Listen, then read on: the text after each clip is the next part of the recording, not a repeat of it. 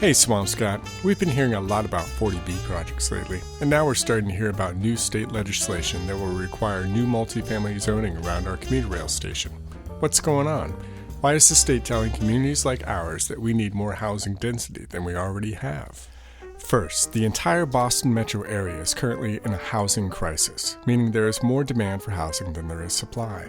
When this happens, it becomes more and more difficult for people to find housing. If someone can't find housing in Swampscott because they can't afford it, they have to look in a community that is less affluent. Like a much less fun game of musical chairs or one of those which bucket will fill first thought exercises. This pushes people that would have otherwise lived in those communities to even less affluent communities, and so on and so forth, until some people just simply can't find anywhere to live. In other words, homelessness. Second, we live in racially and economically segregated communities. This is a result of explicitly racist laws throughout our country's history which have barred people of color, and specifically African Americans, from home ownership and the opportunity to build generational wealth through real estate. While explicitly racist laws are no longer allowed to exist, barriers like affordability and access to mortgages still remain to home ownership for many, and people of color are still disproportionately burdened with those barriers. In Swampscott, our percent of African American and Latino populations are lower than what is found in the Boston metro area. However, the average income for our African American and Latino residents is higher than both the averages for those populations in the Boston metro area and the average income for people in Swampscott.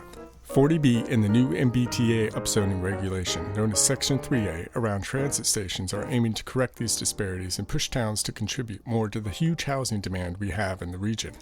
40B, which has been around since 1969, aims to generate subsidized housing units in communities that make multifamily developments illegal, or at least extremely difficult to build through zoning bylaws. Many communities have yet to reach the modest and somewhat arbitrary 10% threshold of subsidized units the 40B set out to meet, including Swampscott. Those communities that aren't meeting the goal typically have a much higher percentage of single-family to multifamily homes, and their zoning bylaws are written to maintain this. By limiting the housing that is produced to be only the kind that is most expensive and takes up the most land per person, housing costs in a community will become artificially inflated. 40B allows developers to skirt around exclusionary zoning bylaws like this, as long as they make at least a quarter of their units available below market rate and their plan gets approved by the state. Section 3A will require communities to allow multifamily housing by right that is suitable for families with children, in an area within a half-mile of a transit station. By right means that a developer would not need to apply for a special permit or need a site plan review to get their project approved by the town. Many communities, like Swampscott, have implemented lengthy review processes and layers of red tape for anyone that wants to build anything other than a single-family home. Removing the red tape and the veto power of current residents not only reduces barriers for developers to build multifamily housing, but it encourages smaller developers to build triplexes and fourplexes, and not just large developers with lots of money who want to build housing with 100 or more units. Neither of these laws are perfect, but 40B has pushed communities to build more multifamily housing that is more affordable than they otherwise would. Section 3A will also push communities to build more housing, and even though it doesn't have a subsidized housing component to it, basic economics dictates that if we meet the demand for housing in the region with an appropriate amount of supply, the prices will start to level out. This is especially true of communities like Swampscott that have restricted the types of housing that can be built, which artificially inflates housing prices. So yes, these laws do push communities to be more dense than perhaps they want to be, but that's because we have spent a lot of our history not contributing to the region's need for housing.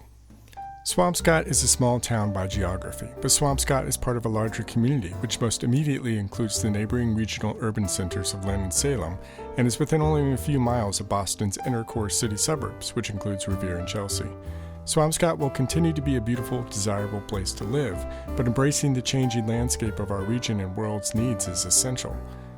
Stay tuned for parts 2 and 3 of this series to hear about that history and how we could take a more proactive approach to meeting housing demand in the future that will make us more racially and economically diverse in line with our region, reduce our carbon output per person, and make us more resilient as a community.